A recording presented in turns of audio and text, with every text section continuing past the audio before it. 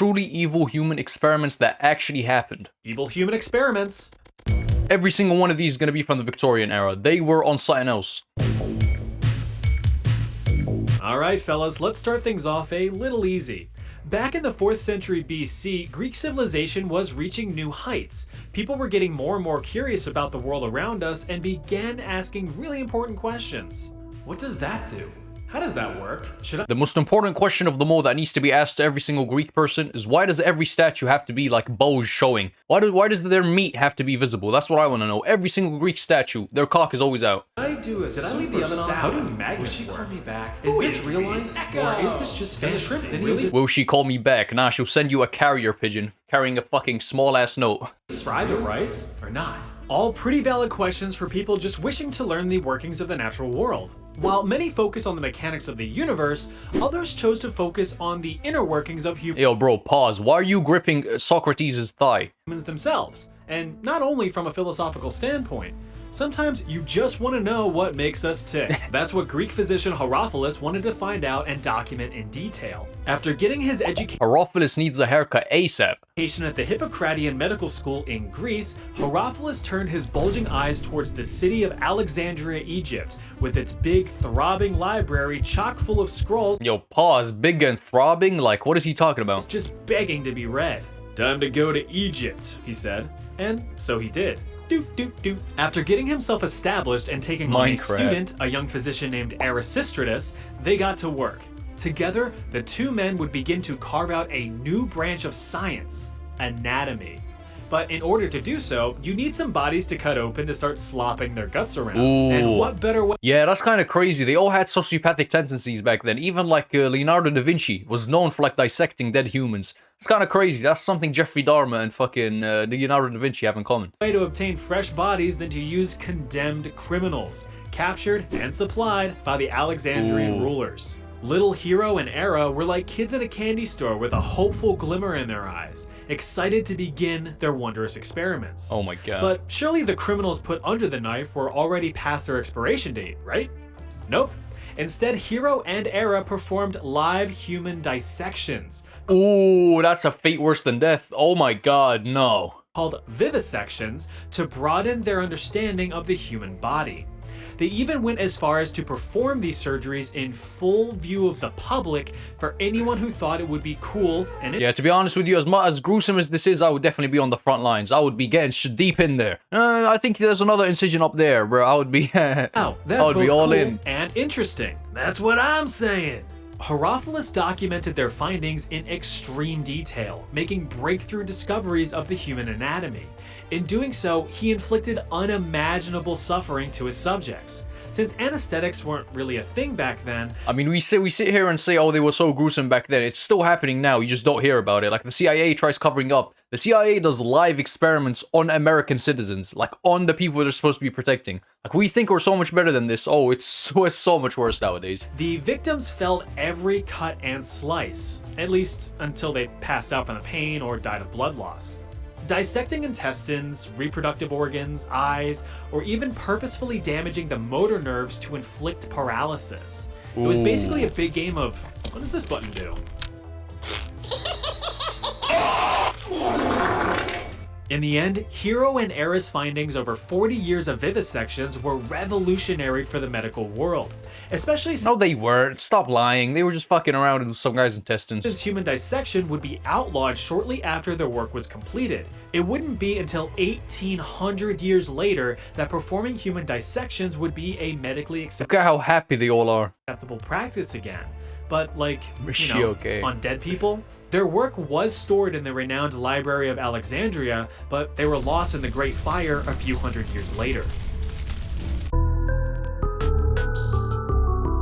Project 4.1 was actually a side project proposed immediately after the deployment of Castle Bravo, a high-yield thermonuclear bomb that was dropped in 1954 by the United States. My brain took a second to readjust there. I was like, what are we fucking talking about? It was part of It's Operation not just about the Victorian era. Castle, a series of other high-yield nuclear tests with the goal of establishing superiority over the Soviet Union. The Marshall Islands, a remote Pacific group of islands, served as ground zero for the detonation of the nuclear weapons. Castle Bravo was the strongest detonation and surprisingly produced 2.5 times the expected explosive yield, resulting in an explosive force equivalent to 15 megatons of TNT. Bro, it's crazy to think about that we genuinely dropped a bomb on Japan. We dropped two nuclear bombs, right? Hiroshima and Nagasaki or some shit like that. Bro, that's crazy. We actually nuclear bombed people, man. That is upsetting. To put that into perspective, that is 1,000 times the explosive force of the nuclear bomb dropped on Hiroshima, Japan in the final days of World War II. Like, God 1,000 times? God damn, bro. This Megamind, the Gru wouldn't fucking use that to blow up the moon. damn. To make matters worse, the Marshall Islands were occupied with citizens. So US officials were kind of like, sir, shouldn't we get those people out of the... Bless you. Thanks, sir.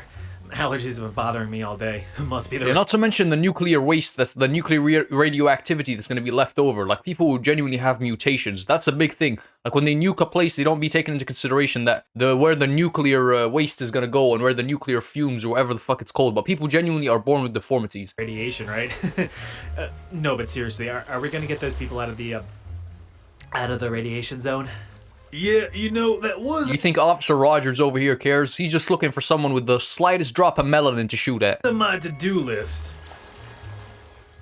Well, too late now, so let's just see how things turn out. Operation Castle was quickly amended with the addition of Project 4.1. This new section aimed to study the human response to significant radiation exposure. You know, as if tens of thousands of victims in Hiroshima and Nagasaki weren't evidence enough.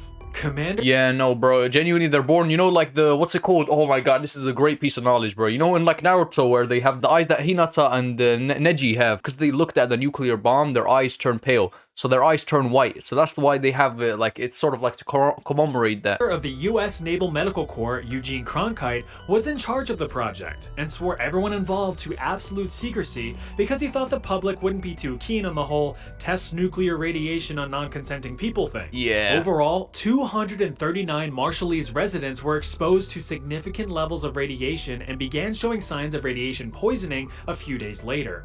Symptoms included loss of hair and significant skin damage with weeping wounds, although the wounds did heal rather quickly.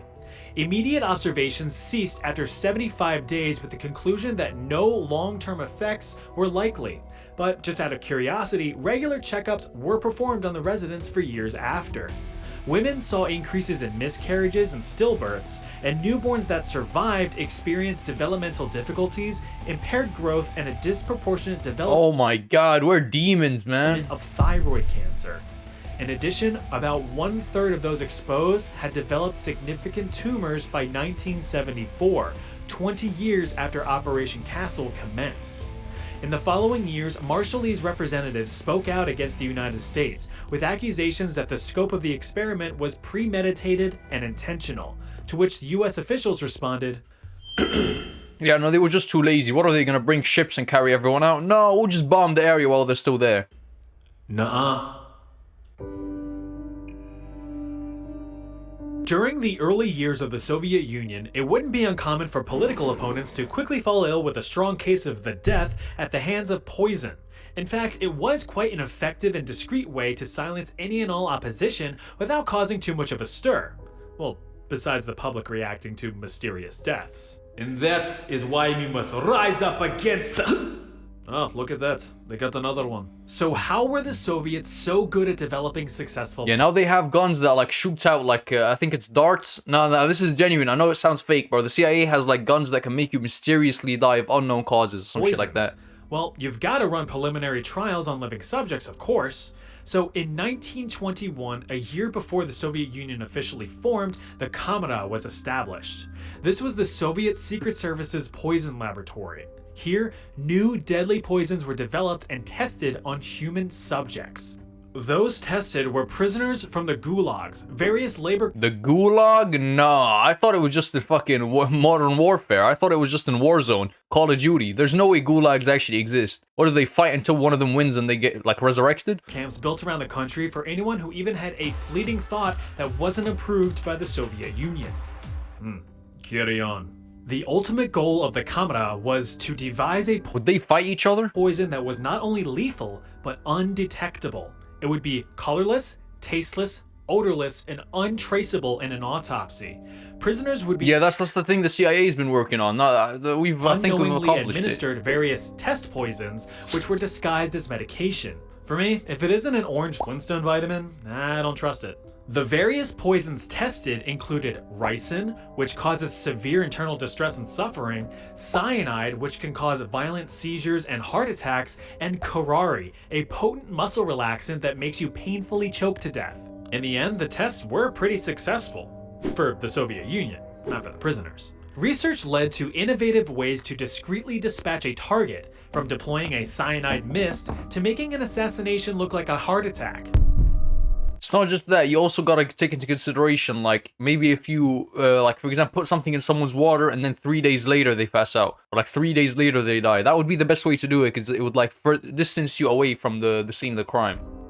But the blue ribbon winner was the concoction known as C2, carbolamine choline chloride, which was basically liquid depression. Exposure to this sucker sparked a very God damn, what the fuck? Double D's on it. curious reaction. Instead of a violent telltale "I've been poisoned" type death, the victim would simply become weak with a rapid decline in health, all while maintaining a That's a good one. No, that's a really good one, because that's difficult to explain. Like, an instant heart attack, I think it's like the Death Note or some shit, but this... calm and silent demeanor. Death occurred within 15 minutes. Since the dissolution of the Soviet Union in 1991, Russian officials have claimed that the Kamera has been disestablished and abandoned. Yeah, sure. Yeah, you're funny, man. Now, you may have heard about the Tuskegee syphilis study, which was an unethical medical study funded by the United States Public Health Service in 1932, which involved the study of nearly 400 African American men who had naturally contracted syphilis. The goal was to observe the effects of the disease when left untreated in African American males. Even though penicillin, an Well, would they respond differently just because they're African American? antibiotic cure for syphilis eventually became widely available to the public, the afflicted men were intentionally never cured. Fucked up, right? Well, the US decided to outdo themselves with the Guatemalan syphilis experiment. In 1946 to 1948, more than 5,500 Guatemalan natives, including children, were involved in the experiment against their will, with the Guatemalan government granting access to the unwilling patients in hospitals, Oh, wow, man. Seriously, this is just like a web of people who genuinely don't care about their citizens. mental institutions, and even orphanages. Around 1,300 relatively healthy individuals ages 10 to 72 were I don't know if these people look healthy. I'm gonna keep it a buck. You could have found a lot healthier looking people. intentionally infected with syphilis and even gonorrhea. Transmission was either done by direct bacterial contact into wounds or by sexual transmission with infected native sex workers, which were funded by the US government, by the way. Hey, I'll be honest with you. If there's one way to go out, this might be it. The latter of which proved to be a very effective method of infection. The guy in charge of these experiments was Dr. John C. Cutler, but you can call him Dr. Dickass. He often failed to keep Damn, but at least he mugs, bro. At least he accurate mugs. medical records of his experiments and instead would only provide anecdotal evidence in his findings, probably because he knew what he was doing was unethical, which very much sounds like something only a dickass would do. But all joking aside, the experiments conducted on these people were gruesome. Perhaps one of the most notable documented examples of what these people experienced was about a female patient named Berta. The following is an excerpt from that document. Berta was a female patient in the psychiatric hospital. In February 1948, Berta was injected in her left arm with syphilis. A month later, she developed scabies. Several weeks later, Dr. Cutler noted that she had also developed red bumps where he had injected her arm, lesions on her arms and legs. Oh my god. Having to, like, look at somebody that you purposefully hurt or, like, injected with something, just watching them slowly decline, that must be, like, you gotta be a different type of psychopath. And her skin was beginning to waste away from her body. Berta was not treated for syphilis until 3 months after her injection. Soon after, on August 23rd, Dr. Cutler wrote that Berta appeared as if she was going to die, but he did not specify why. That same day, he put gonorrheal pus from another male subject into both of Berta's eyes, as well as her private areas. He also reinfected her with syphilis. Several days later, Berta's eyes were filled with pus from the gonorrhea, and she was bleeding from her private area. Yo, now that's crazy, because these are the people that are the free world. Oh my god, you straight demons, man, seriously. 3 days later, on August 27th, Berta died. And then people are like, oh, why does everybody hate the US? Why does everybody hate the US? Why does everybody hate the US? I wonder why, man. Told you he was a dick ass. The overall goal of the study was to determine the effectiveness of penicillin in preventing the STDs. Dr. Cutler had allegedly finalized his reports in 1955, but no evidence was ever found proving that the reports were submitted for peer review or even published. So, out of all of Well, so they went for nothing? They all got infected for absolutely nothing. that suffering, nothing of medical value was produced. Oh my god. Though I will say, in some glimmer of fairness, a treatment program was established by the United States and made available to the affected Guatemalan population, but only half were reported to actually have received treatments with a questionable quality of care. United States President Barack Obama formally apologized to the Guatemalan government in 2010, 62 years after the study was performed. Yeah, that's about all you're gonna get, yeah? Just we infected half your population, not half your population, but we infected a large portion of your population, basically tortured them, and then like 60 years later we'll apologize. Yeah, that last one was quite the doozy, huh? Well, buckle up, because it's about to get way worse. See this right here? This is Unit 731. It was home to some of the most notorious and truly evil war crimes committed by the Japanese in World War II, which are definitely up there with some of the worst. Oh yeah, the Japanese apparently are like, y'all don't realize how combative some of them are, how like military-minded some of them are. Like there's a treaty with the Japanese that allows them, that puts rules that they can't be too heavily militarized, and that's for like good reason. I'm not sure, I don't know a lot about politics, but I heard that like a large portion of the Japanese society are like heavily like combative. They want to go to war. They want to go attack. They want to like, I don't know how true that is, but that's what I heard. In the history of mankind. Unit 731 served as a lethal human experimentation and biological weapons laboratory during— Which really shocked me, because like Japanese people usually come off as like super sweethearted, super lighthearted, like, but there's a large portion, I think especially the older Japanese people, that are like, they want revenge sort of thing. during the Second Sino-Japanese War between China and Japan, which ran concurrent to most of the events of World War II. This nightmare facility was established in 1935 in the sub-provincial Chinese city of Harbin, 4 years after Japanese forces invaded the Chinese region of Manchuria. Yeah, good thing they changed their flag, bro. This is giving me like epilepsy. Inside, hundreds of thousands of Chinese and even some Russian prisoners of Giving me epilepsy? What am I talking about? That's not how it works, is it? war were subjected to some of the most egregious and horrifying human experimentations known to man. Experiments performed on men, women, and children, which is everyone. Those Why is the child built like fucking George from Peppa Pig? chosen for experimentation were dehumanized and referred to as maruta, or logs, rather than as people, because the cover-up story for Unit 731 was that it was a lumber mill. It should be Oh my noted that God. the vast majority of the experiments in the facility were carried out to fulfill morbid curiosity, with those performing or overseeing the studies described as merely playing. A testimony from a Japanese professor who witnessed the studies was quoted saying that some of the experiments had nothing to do with advancing the capability of germ warfare or of medicine. There is such a thing as professional curiosity. What would happen if we did such and such? What medical purpose was served by performing and studying beheadings? None at all. That was just playing around. Professional people, too, like to play. Damn, man, that is scary. Goosebumps. I'm telling y'all, they might seem safe from far away. They might seem like, because obviously that when you look at it from the outside, no littering, no nothing, like some of the safest people ever. But god damn, some people do have psychopathic tendencies. I'm gonna keep it a buck. So basically, experiments were like, I wonder what would happen if we just hucked a grenade at a guy. Bang. Oh look, he he exploded. Hey, can I go home now? Gee, I wonder if this large, heavy object will crush this guy. Yup. Will this guy freeze to death if I freeze him to death? Wow, who would have guessed?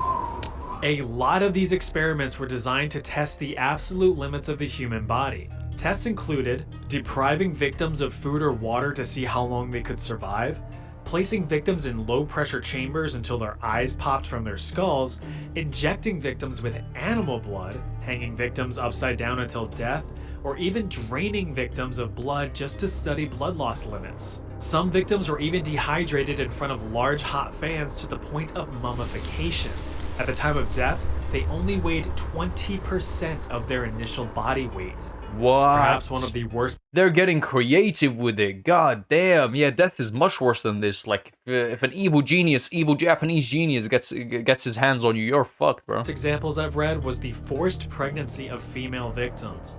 The mothers were injected with various diseases and drugs just to see how they affected the unborn child, sometimes performing a vivisection, cutting the fetus out of the mother for examination. Crazy. There's honestly so many more gruesome experiments that I just can't get into here, so if you are curious, I would encourage you to look them up. But it's like legit really bad, so you've been warned. By the end of the war, as Soviet forces were closing in, Japanese officials had all remaining prisoners executed and the entirety of Unit 731 hastily demolished to destroy any remaining evidence of the program's existence. The United States had discovered trace evidence and pressured Japanese officials into spilling the beans, under threat that they would be handed over to Soviet officials for trial and punishment if they did not cooperate.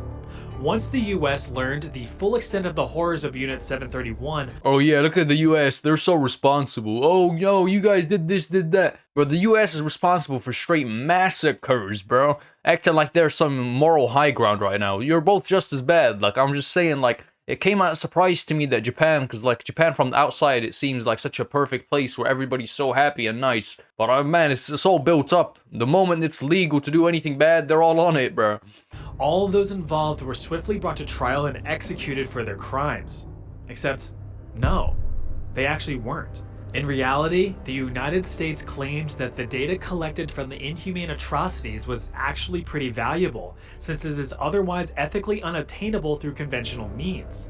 As such, many of those involved were granted immunity and freedom in exchange for the data.